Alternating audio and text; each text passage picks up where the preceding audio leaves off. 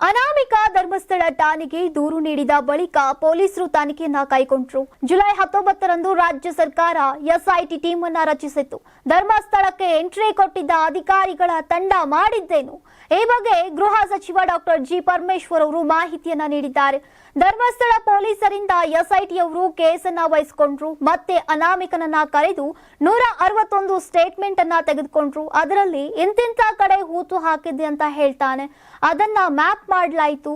Sub division register magistrate ಎದುರು ಎಕ್ಸ್ಕ್ಯೂಮ್ ಮಾಡಬೇಕಾಗತ್ತೆ. ಇದನ್ನ ಪೊಲೀಸರು ಮಾಡೋಕೆ ಆಗಲ್ಲ.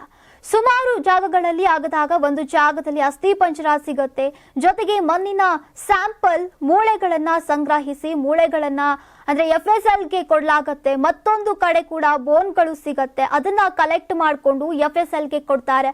ಇದನ್ನ ಅಂದ್ರೆ ಇನ್ನು ಮಿಕ್ಕ ಜಾಗಗಳಲ್ಲಿ ಕೆಂಪು ಮಣ್ಣು ಸಿಕ್ಕಿದೆ. ಇಂಥ ಜಾಗಗಳಲ್ಲಿ ಕೆಲ ಸಮಯದ ಬಳಿಕ ಮೂಳೆಗಳು ಕರಕತ್ತೆ. ಹೀಗಾಗಿ ಅಗೆದ ಎಲ್ಲಾ ಜಾಗಗಳಲ್ಲೂ ಮಣ್ಣನ್ನ ಸಂಗ್ರಹಿಸಿ ಲ್ಯಾಬ್ಗೆ ಕಳುಹಿಸಿ ಕೊಡಲಾಗಿದೆ. ಇಲ್ಲಿಯವರೆಗೂ ಎಕ್ಸಿಮೇಷನ್ ಆಗಿರೋದು ಅಷ್ಟೇ, ತನಿಖೆಯಲ್ಲ. ಸ್ಯಾಂಪಲ್ DNA ಸಾಯಿಲ್ ಅನಾಲಿಸಿಸ್ ಆಗಬೇಕು.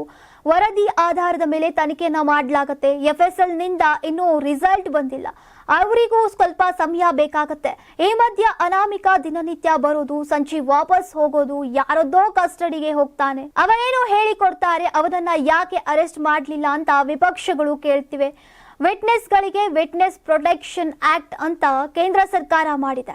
ಈ ವೇಳೆ ಡಿಸ್ಟ್ರಿಕ್ಟ್ ಮ್ಯಾಜಿಸ್ಟ್ರೇಟ್ ಅವರನ್ನ ಅಪ್ರೋಚ್ ಮಾಡಲಾಗಿದೆ. ಅವರು ಪ್ರಿನ್ಸಿಪಲ್ ಡಿಸ್ಟ್ರಿಕ್ಟ್ ಕೋರ್ಟ್ ಅಧ್ಯಕ್ಷತೆಯಲ್ಲಿ ಒಂದು ಸಮಿತಿ ಇದೆ. ಇದರ ಆದೇಶದ ಮೇಲೆ ದೂರುದಾರನಿಗೆ ರಕ್ಷಣೆ ಕೊಡಲಾಗ್ತಿದೆ. ಅನಾಮಿಕನ ಹೆಸರನ್ನ ವಿ ಅಂತ ಉಲ್ಲೇಖಿಸಿದ್ದಾರೆ. ಆತನಿಗೆ ರಕ್ಷಣೆ ಒದಗಬೇಕು. ಆತನ ಮನೆಗೆ CCTV ನಿಗಾ ಇರಬೇಕು. ಆತ ಕೋರ್ಟ್ಗೆ ಬರುವಾಗ ಎಸ್ಕಾರ್ಟ್ ನೀಡಬೇಕು. ಹೀಗಾಗಿ ಆತನನ್ನ ಅರೆಸ್ಟ್ ಮಾಡೋಕೆ ಅಥವಾ ಪೊಲೀಸ್ ಕಸ್ಟಡಿಯಲ್ಲಿ ಇಟ್ಟುಕೊಳ್ಳೋದಕ್ಕೆ ಸಾಧ್ಯವಿಲ್ಲ.